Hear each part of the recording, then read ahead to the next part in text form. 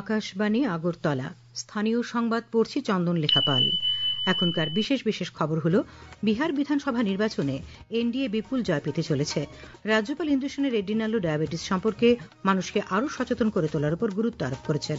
মুখ্যমন্ত্রী অধ্যাপক ডক্টর মানিক সাহা বলেছেন, 2020 নতুন জাতীয় শিক্ষানীতি ভারতের প্রাচীন শিক্ষা, ঐতিহ্য এবং গৌরব ফিরিয়ে আনতে সক্রিয়।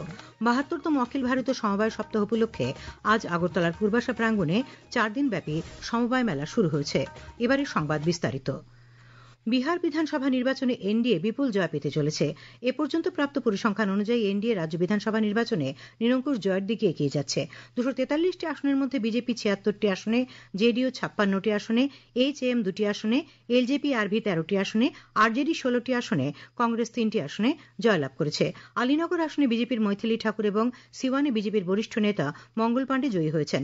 মহাজোটের মুখ্যমন্ত্রী পদপ্রার্থী আরজেডির তেজস্বী প্রসাদ যাদব রাঘবপুর আসন থেকে জয়লাভ করেছেন। প্রধানমন্ত্রী নরেন্দ্র মোদী আজ সন্ধ্যায় বিজেপির সদর দপ্তরে পৌঁছন। সেখানে তাকে উষ্ণ অভ্যর্থনা জানানো হয়। তিনি এনডিএ সমস্ত দলের পক্ষ থেকে বিহারের জনগণের প্রতি কৃতজ্ঞতা ও শ্রদ্ধা জানান। তিনি বলেন, এনডিএ জনতা জনার্দনের সেবক। এবার নির্বাচনে বিকশিত বিহারের জন্য বিহারবাসীরা ভোট দিয়েছেন বলে উল্লেখ করে প্রধানমন্ত্রী বিশেষ করে রাজ্যের মহিলা ও যুবাদের অভিনন্দন জানান।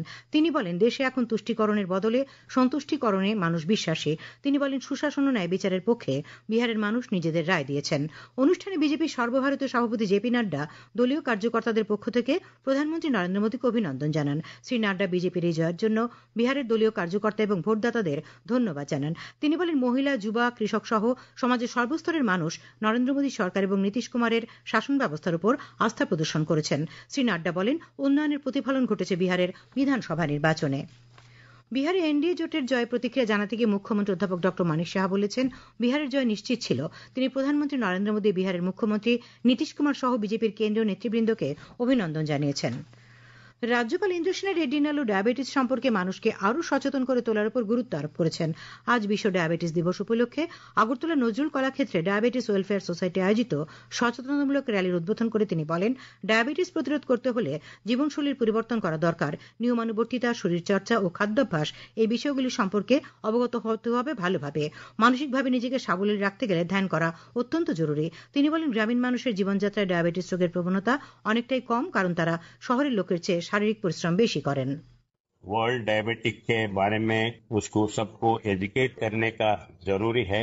जो सेल्फ डिसिप्लिन है, रोजाना एक्सरसाइज करते हैं, फूड के ऊपर कंट्रोल है, ऑयल कम खाते हैं, शुगर कम खाते हैं, तो इनके लिए डायबिटिक का प्रॉब्लम नहीं होगा। অনুষ্ঠানে ডায়াবেটিস ওয়েলফেয়ার সোসাইটির কর্ণধার ডক্টর স্বপন সরকার বলেন, এবছর বিশ্ব ডায়াবেটিস দিবসের ভাবনা ডায়াবেটিস ও সুস্থতা। এই অনুষ্ঠানে পতাকা নেড়ে সচেতনতা র্যালির উদ্বোধন করেন রাজ্যপাল। মুখ্যমন্ত্রী অধ্যাপক ডক্টর মানিক সাহা বলেছেন, 2020 নতুন জাতীয় শিক্ষানীতি ভারতের প্রাচীন শিক্ষা, ঐতিহ্য এবং গৌরব ফিরিয়ে আনতে সক্রিয়।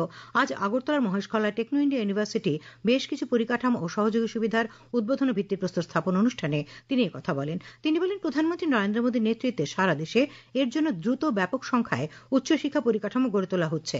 মুখ্যমন্ত্রী আজ এই বিশ্ববিদ্যালয়ের নলেজ ক্যাম্পাস, টেগল লাউঞ্জ উদ্বোধনের পাশাপাশি ছেলে ও মেয়েদের আবাস, প্রেক্ষাগৃহ, উপাচার্য আবাস, কর্মী আবাস সহ আরও বিভিন্ন সুবিধার ভিত্তিপ্রস্তর স্থাপন করেন। অনুষ্ঠানে বক্তব্য রাখেন উচ্চশিক্ষামন্ত্রী কিশোর বর্মন। রাজ্যপাল ইন্দ্রসেন রেড্ডি নাল্লু আজ উদয়পুর পঞ্চায়েত রাজ প্রশিক্ষণ কেন্দ্রে এডিসি এলাকার বিভিন্ন দপ্তরের উন্নয়নমূলক কাজের পর্যালোচনা করেন।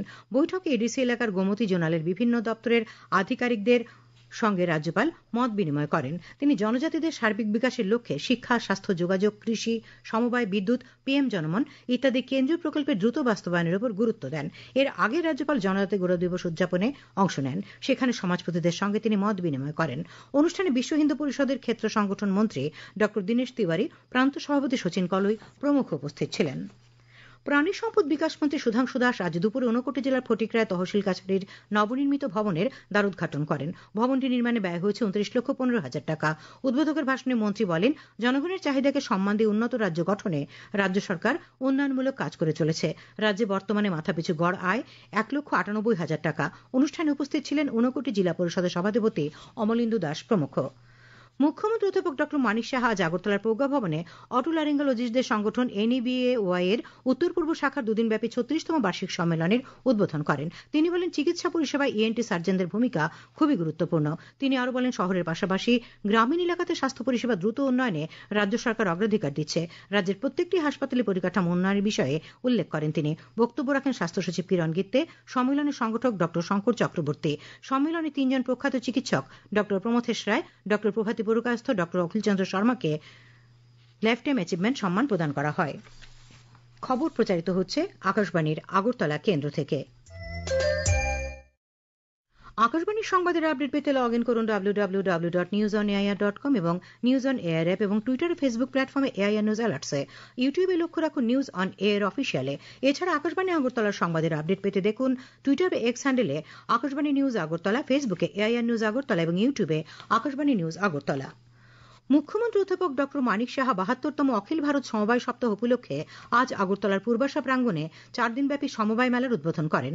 উপস্থিত ছিলেন সমবায় মন্ত্রী শুক্লাচরণ নোয়াতিয়া, আগরতলা পুর নিগমের মেয়র দীপক মজুমদার, পশ্চিম জেলা পরিষদের সভাধিপতি বিশ্বজিৎ শীল। রাষ্ট্রপতি দ্রৌপদী মুর্মু আজ শিশু দিবস উপলক্ষে রাষ্ট্রপতি ভবন সাংস্কৃতিক কেন্দ্রে বিভিন্ন স্কুল ও সংগঠনের শিশুদের সঙ্গে মত বিনিময় করেন। সামাজিক মাধ্যমে রাষ্ট্রপতি বলেছেন যে শিশুরা জাতির ভবিষ্যৎ এবং তাদের আত্মবিশ্বাসী ও দায়িত্বশীল নাগরিক হিসেবে গড়ে তোলা অপরিহার্য। শিশু দিবস উপলক্ষে আজ আগরতলায় ত্রিপুরা শিশু অধিকার সুরক্ষা কমিশনের কার্যালয় প্রাঙ্গণে শিশুদের বসে আঁকো প্রতিযোগিতার আয়োজন করা হয়। এতে প্রায় 4 শতাধিক প্রতিযোগী অংশ নেয়। প্রতিযোগিতার উদ্বোধন করে ত্রিপুরা শিশু অধিকার সুরক্ষা কমিশনের চেয়ারপারসন জয়ন্তী দেববর্মা বলেন, রাজ্যের যে সমস্ত শিশু অবহেলিত ও উপেক্ষিত রয়েছে তাদের সুরক্ষা দেবার জন্য কমিশন প্রস্তুত রয়েছে। শিশুদের সুরক্ষিত রাখার জন্য কমিশন প্রতিনিয়ত কাজ করছে। শিশুদের নানাবিধ সমস্যা সমাধানের জন্য টোল ফ্রি 1098 নম্বরে চাইল্ড হেল্পলাইন চালু করা হয়েছে। উপস্থিত ছিলেন সমাজ কল্যাণ ও সমাজ শিক্ষা দপ্তরের অধিকর্তা তপন কুমার দাস, কমিশনের সদস্য সচিব মাধব পাল প্রমুখ।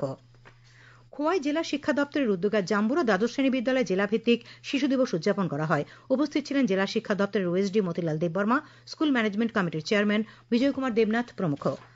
দেশের প্রথম প্রধানমন্ত্রী জওহরলাল নেহরুর জন্মদিন আজ কংগ্রেস ভবনে যথাযোগ্য মর্যাদায় উদযাপিত হয়। এই উপলক্ষে আয়োজিত অনুষ্ঠানে জাতীয় পতাকা উত্তোলন করেন বিধায়ক গোপাল চন্দ্র রায়, দলীয় পতাকা উত্তোলন করেন কংগ্রেস সভাপতি আশিস কুমার সাহা। নেহরুর প্রতিকৃতিতে পুষ্পার্ঘ অর্পণ করেন কংগ্রেস নেতৃবৃন্দ। পরে গান্ধীঘাট শহীদ বেদিতে পুষ্পার্ঘ অর্পণ করেন বিধায়ক সুদীপ রায় বর্মন সহ দলীয় নেতৃবৃন্দ। বিশালগড় টাউন হলে আজ রাজ্যভিত্তিক শিশু দিবস উদযাপন করা হয়। উদ্বোধন করেন সিপাহীজলা জেলা পরিষদের সভাধিনেত্রী সুপ্রিয়া দাস দত্ত। তিনি বলেন, আজকের শিশুই আগামীর ভবিষ্যৎ। তাদের সুশিক্ষায় যেমন শিক্ষিত হতে হবে, তেমনি শিক্ষক, অভিভাবক সহ সমাজের সব অংশের মানুষের মিলিত প্রয়াসে তাদের জন্য গড়ে তুলতে হবে সুস্থ সুন্দর পরিবেশ। বক্তব্য রাখেন বিধায়ক সুশান্ত দেব, বিশালগড় পুর পরিষদের চেয়ারপারসন অঞ্জন পুরকায়স্থ, বুনিয়াদী শিক্ষা দপ্তরের অধিকর্তা রাজীব দত্ত প্রমুখ। প্রয়াত হলেন কবি শঙ্খ পল্লবাদিত্য। মৃত্যুকালে তার বয়স হয়েছিল 83 বছর।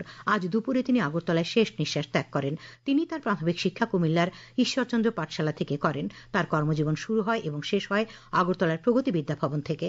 আধুনিক কবিতার ক্ষেত্রে তিনি ছিলেন একজন ব্যতিক্রমী কবি।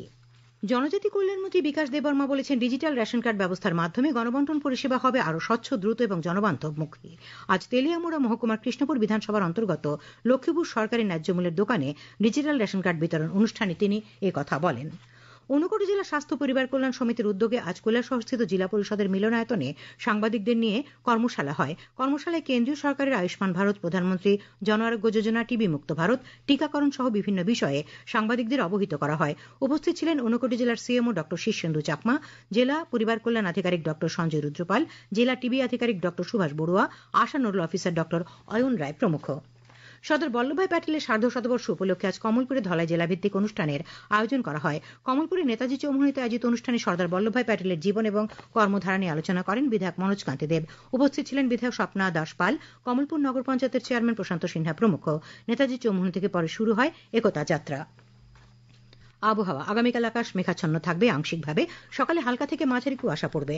আগামীকাল দিনের সর্বোচ্চ তাপমাত্রা 30 ডিগ্রি সেলসিয়াস এবং সর্বনিম্ন 17 ডিগ্রি সেলসিয়াসের কাছাকাছি থাকতে পারে।